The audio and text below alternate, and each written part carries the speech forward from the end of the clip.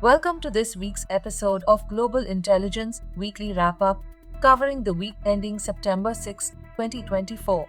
Your host, Neil Bisson, is a retired intelligence officer with over 2 decades of national security, intelligence collection, and law enforcement experience, and the director of the Global Intelligence Knowledge Network.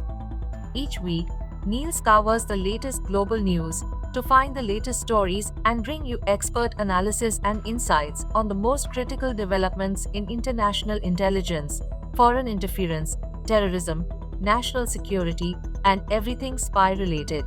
The level of analysis you'll hear in this podcast is the same high-caliber insight you'd find in highly classified government intelligence reports, providing you the expert perspectives you need to stay informed and prepared. By subscribing on platforms like Spotify, YouTube, and Apple Podcasts, or simply by asking your smart speaker to play Global Intelligence Weekly Wrap-Up, you're staying up to date and connected to the world of intelligence at a level few experience. If today's episode provides you with valuable insights, please leave a comment, give us a rating, and share it with your friends and colleagues. Your feedback fuels our mission to deliver high-quality, in-depth content every week. And if you'd like to go even further in supporting the network, consider becoming a supporter at buzzsprout.com/2336717/support or buymeacoffee.com/GIKN. Every contribution helps us continue delivering expert intelligence analysis that keeps you ahead of the curve. Now, let's dive into this week's episode, hosted by Neil Bisson. Stick around for all the key insights you won't want to miss.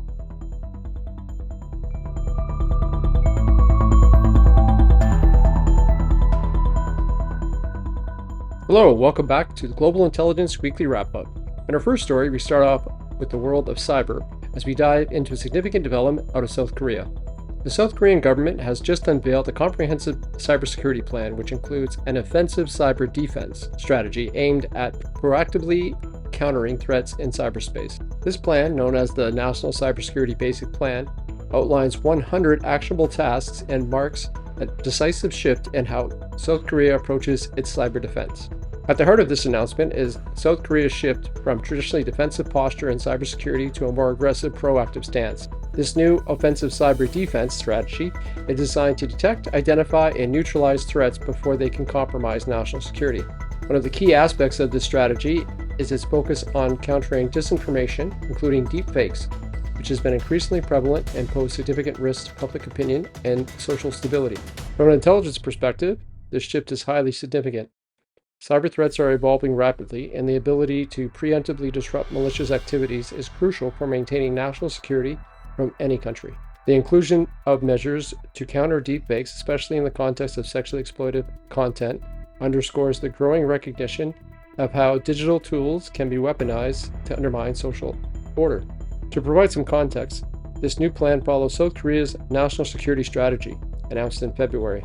The current plan takes that strategy a step further by detailing specific measures to achieve the outlined goals. The focus on offensive cyber defense, part of a broader global trend where nations are increasingly adopting proactive cyber defense measures. Similar strategies have been seen in countries like the United States and Israel, which have long emphasized the need to take the fight to the adversary in cyberspace.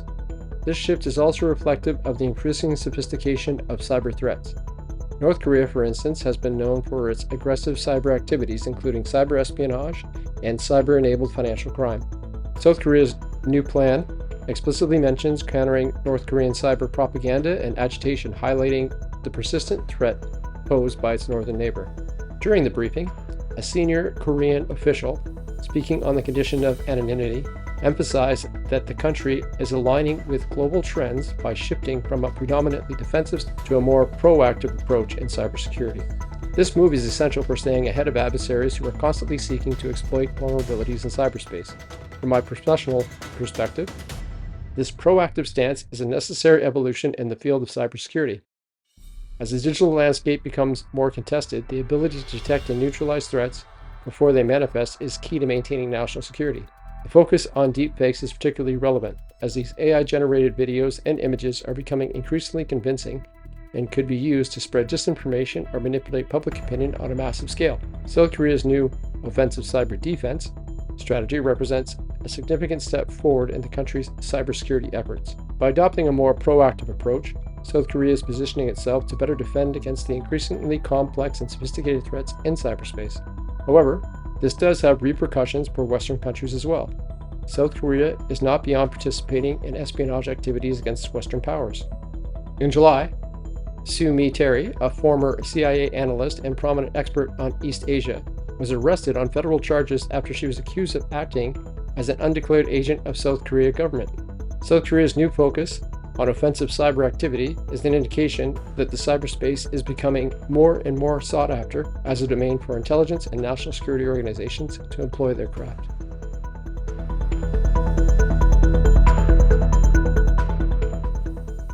Sticking with the theme of cyber espionage, we move on to the Netherlands, where the new Prime Minister, Dick Schoof, has officially banned the use of all wireless devices from cabinet meetings. This measure is reportedly aimed at protecting the Dutch government from espionage by foreign actors, particularly Russia and China. The decision follows increasing concerns from Dutch intelligence services about heightened espionage activities targeting the country. The ban on wireless devices in Dutch cabinet meetings is a direct response to the escalating threat of espionage from foreign powers. According to the Dutch intelligence services, Russia and China are conducting espionage operations in the Netherlands with an intensity not seen since the Cold War. This measure by Prime Minister Schoof is not only a defensive tactic, but also a clear signal that the Netherlands is taking these threats seriously. From an intelligence perspective, this move is a textbook example of reducing the attack surface in high-risk environments. Wireless devices are potential entry points for foreign intelligence agencies to eavesdrop or gain unauthorized access to sensitive discussion. By eliminating these devices from the room, the Dutch government is mitigating a significant risk factor. It is also worth noting that this measure aligns with the best practices in security, where minimizing the use of electronic devices in sensitive meetings is a common strategy to prevent espionage. To provide some context, the new Dutch Prime Minister has a robust background in security and intelligence. Before assuming his current role, Dick Schoof served as the Director General of the General Intelligence and Security Service, or AIVD, the Netherlands' primary intelligence agency.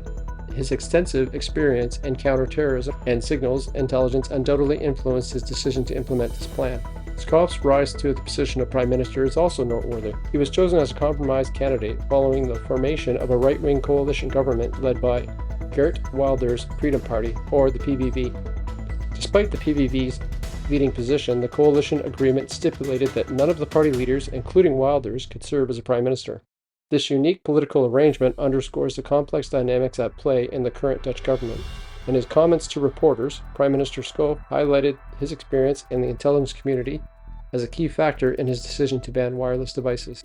He emphasized that this measure was a completely natural step given the current security environment. His approach reflects a growing trend among world leaders to prioritize security and intelligence, particularly in the face of increasing foreign espionage. From my professional perspective, this decision is a proactive step in safeguarding national security. As cyber threats and espionage tactics evolve, governments must adapt their security protocols to stay ahead of adversaries. The Dutch government's decision to limit the use of wireless devices in sensitive meetings is a practical and effective way to reduce the risk of foreign surveillance, and was likely prompted by the knowledge that Schoof acquired during his time working in national security and intelligence. The banning of all devices in meetings is only one step in preventing classified discussions from being overheard and recorded, and is not a silver bullet in the prevention of secrets being kept by governments or intelligence agencies. However, this is a step forward to protect Dutch government from foreign espionage aimed at cabinet meetings, and it is in direct response to the increased espionage activities from Russia and China, who have demonstrated their willingness to acquire nation secrets at any opportunity.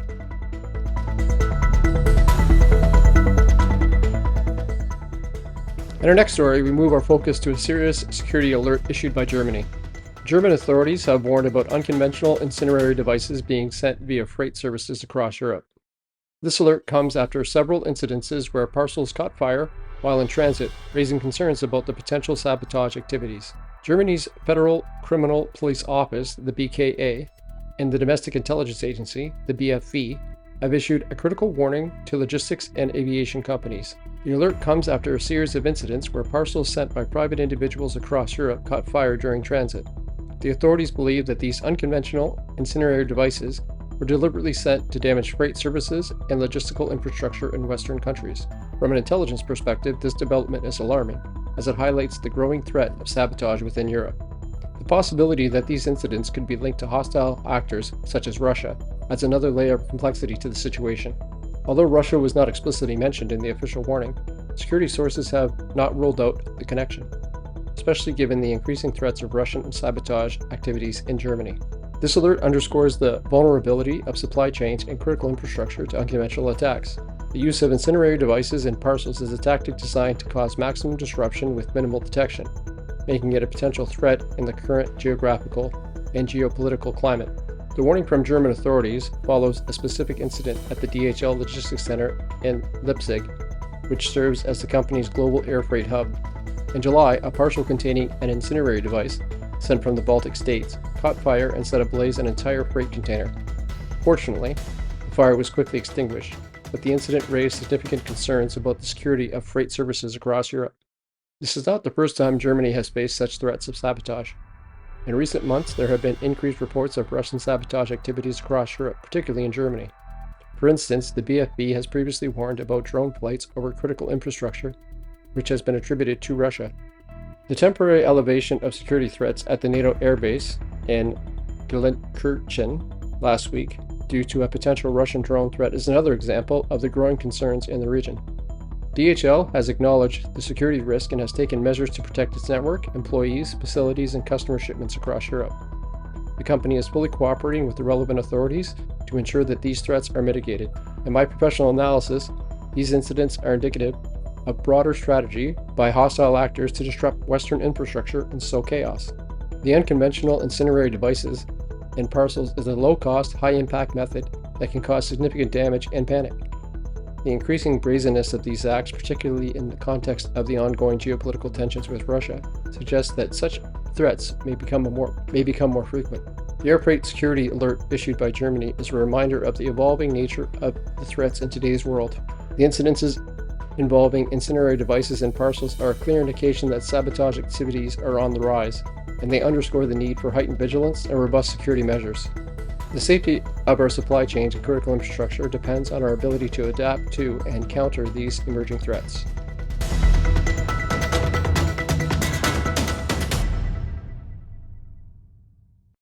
Our next story has sent shockwaves through political circles. It concerns the recent charges against Linda Sun, a former aide of New York's governors Kathy Hochul and Andrew Cuomo, for allegedly acting as a secret agent for the Chinese government. Linda Sun, a former deputy chief of staff for both Hochul and Cuomo, has been charged with multiple serious offenses, including violating the Foreign Agents Registry Act, visa fraud, and money laundering conspiracy. The allegations suggest that Sun used her position in the New York state government to further the interests of the Chinese Communist Party, engaging in activities that included blocking Taiwanese representatives and manipulating messaging around the issues critical to China, such as COVID-19 pandemic and the treatment of Uyghurs. From an intelligence perspective, this case underscores the persistent and evolving threat of foreign influence operations. It highlights how even state-level officials in democratic nations can become targets or agents of foreign powers, working to influence policy and decision-making to align with the interests of those foreign entities. This is an isolated incident. The Linda Sun case is a part of a broader pattern of Chinese influence operations globally. We've seen similar cases emerge in parts of the world, including Europe, where Chinese influence activities have been on the rise.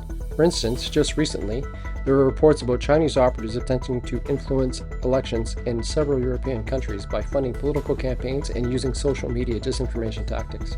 This pattern is a clear indication of China's global strategy to extend its influence far beyond its borders, targeting every level of government, from municipal to federal. Experts in the field of national security have long warned about the dangers of such influence operations.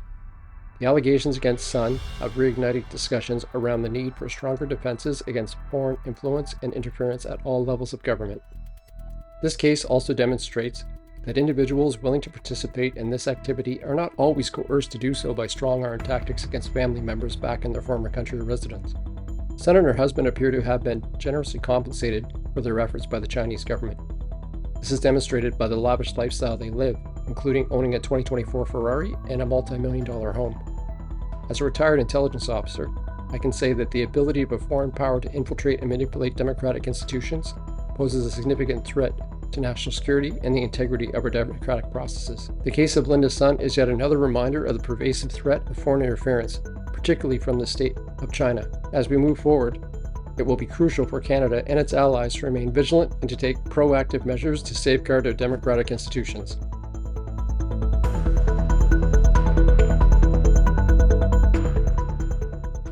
Sticking with the topic of Chinese spies and foreign interference, we move to the Philippines and assess the dramatic case of the former mayor in the Philippines who was recently arrested in Indonesia after weeks on the run. Alice Guo stands accused of spying for China and protecting criminal syndicates under the guise of legitimate business operations. Alice Guo's story reads like a novelized thriller. She was once the mayor of Bamban, a small town in the Philippines, but is now at the center of a scandal involving allegations of espionage, human trafficking, and online scams. Philippine authorities have charged Guo with using her position to elicit operations including online casinos that were actually fronts for scam centers and human trafficking rings. What makes this case even more concerning is that accusations that Guo is not who she says she is, as her fingerprints match those of a Chinese national, leading to suspicions that she is likely a spy working for China.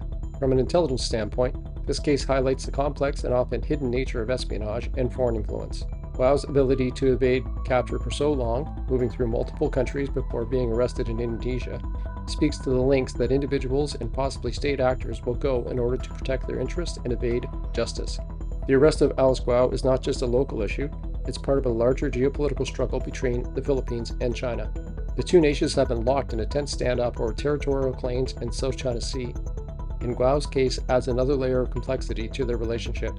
Her alleged activities in Bamban mirror a broader pattern of Chinese influence operations across Southeast Asia, where we've seen similar incidences of political figures being co-opted or controlled by foreign interests to further China's strategic goals.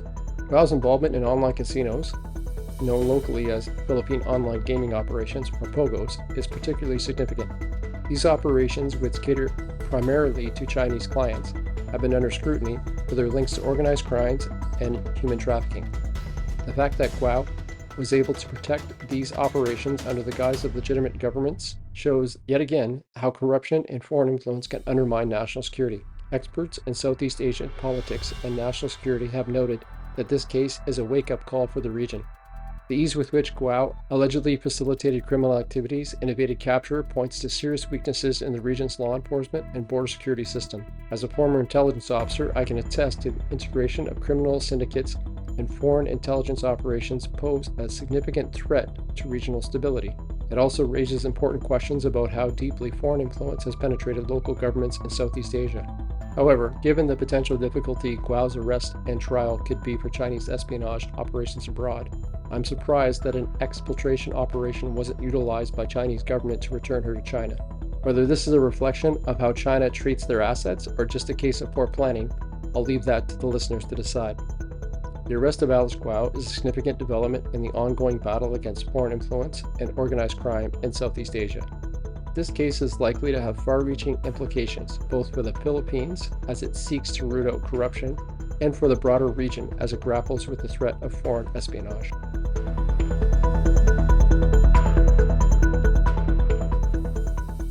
In the next story, we discuss a report about North Korean illicit financial activities, revealing that the regime has amassed over $6 billion through illegal means over the past 7 years, despite facing stringent international sanctions. North Korea's ability to generate substantial revenue through illegal activities is both alarming and indicative of the regime's resilience in circumventing international sanctions. According to the Institute for National Security Strategy, a South Korean state-run think tank, Pyongyang has earned an estimated $6.29 billion between 2017 and 2023 through illicit various channels, including coal smuggling, illegal cyber activities, and the export of arms. This staggering figure underscores North Korea's continued defiance of international norms. Despite facing comprehensive sanctions from the United Nations Security Council aimed at curbing its nuclear and missile programs, North Korea has managed to sustain its economy through these illegal activities, highlighting the regime's sophistication and adaptability in evading global restrictions. The report outlines several key revenue streams for North Korea. Illegal coal exports, despite a global ban, accounted for $2.15 billion, making it the largest contributor to Pyongyang's coffers. Additionally, North Korean workers in China and Russia contributed $1.75 billion, while cyber activities, including hacking and ransomware attacks, brought in $1.35 billion. Perhaps the most concerning is the $540 million that North Korea is estimated to have earned from exporting arms, including artillery shells, to Russia last year. These arms exports, particularly in the context of the ongoing war in Ukraine, represent a direct challenge to the international stability and peace. The report's findings are based on data from South Korean, US, and Ukrainian authorities, and further reinforce the accusations from South Korea and the US that North Korea is supplying weapons to support Russia's military efforts in Ukraine. Experts in the field of international security and sanctions enforcement view this report as a clear indication of the limitations and challenges in enforcing global sanctions. North Korea's ability to continue these activities despite the intense scrutiny and pressure from the international community raises serious questions about the effectiveness of current measures. As a former intelligence officer, I can say that North Korea's cyber capabilities in particular pose a significant and evolving threat. Their proficiency in illicit financial activities through cyber means suggests that the regime has become increasingly adept at exploiting vulnerabilities in global financial and cybersecurity systems. The findings of this report highlight the urgent need for international community to reassess and strengthen its approach to sanctions enforcement against North Korea. Pyongyang's ability to generate billions of dollars through illegal means not only funds its nuclear and missile programs, but also undermines global security. As we continue to monitor the situation, it is clear that addressing these threats posed by North Korea will require a more coordinated and robust international intelligence response.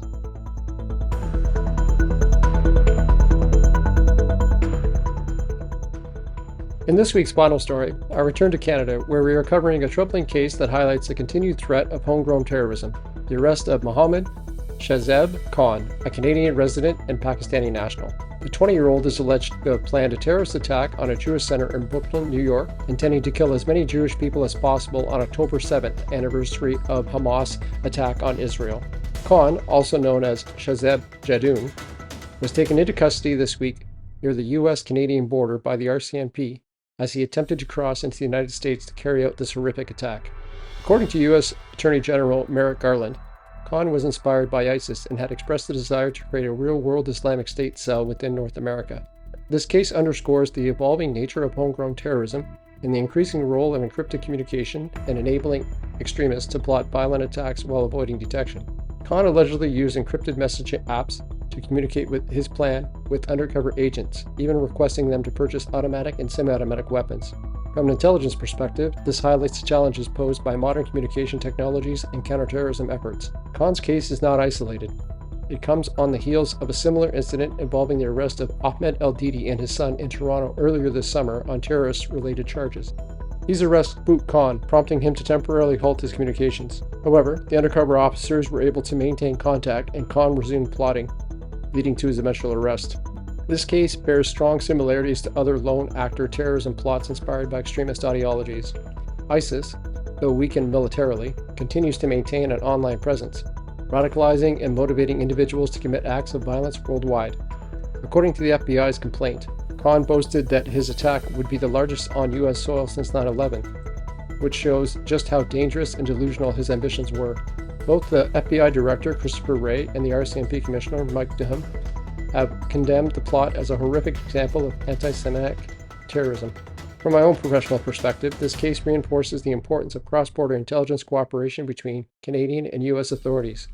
The speed and coordination of this operation demonstrate that robust counterterrorism efforts are essential to stopping potential attacks before they can be carried out. The arrest of Mohammed Shahzeb Khan highlights the persistent threat of ISIS-inspired terrorism in North America. His plot to target Jewish people around the October 7th anniversary underscores the ongoing challenges that counterterrorism agencies face in addressing radicalization and extremism. This case also emphasizes the need for strong and continued international cooperation in combating terrorism and ensuring public safety. But it also highlights the need for cooperation and collaboration within Canada's domestic intelligence and policing communities. This is the second time in 2 months that terrorist plots from individuals who have sought and acquired access to residency in Canada have been arrested.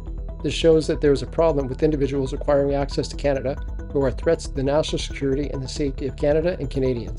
The emphasis on Canada's economic future through immigration is demonstrating that that decision comes with risks, and those risks need to be taken more seriously. Individuals seeking access to status in Canada need to be subjected to a higher level of security screening, and those who have provided false or misleading information or are identified as participating in criminal or national security related activity need to be arrested, tried, and either imprisoned or deported. Collaboration between CBSA, RCMP, CSIS, and the IRGC needs to be examined by oversight bodies like NSIRA and NSICOP, and the deficiencies that led to the acquisition of status and access to Canada by individuals like LDD and Khan need to be identified and rectified as soon as possible to ensure that more incidents like this do not happen. We need to be honest here. We have been extremely lucky to prevent 2 terrorist plots in such a short period of time, but the question is, how long until our luck runs out? I had the opportunity to provide some of my insights into this case on CBC The National in Canada Tonight. I will provide the link in the show at the bottom of the notes. As always, thank you for listening. All links to show stories discussed are provided in the show notes. Until next time, stay curious, stay informed, and stay safe.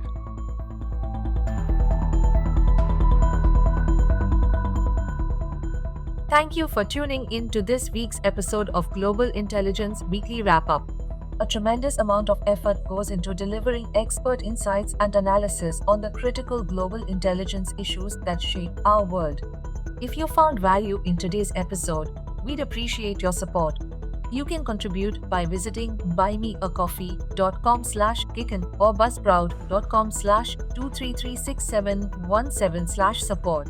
Your support directly fuels our ability to keep providing the high-quality, in-depth research, analysis, and insights you can rely on each week.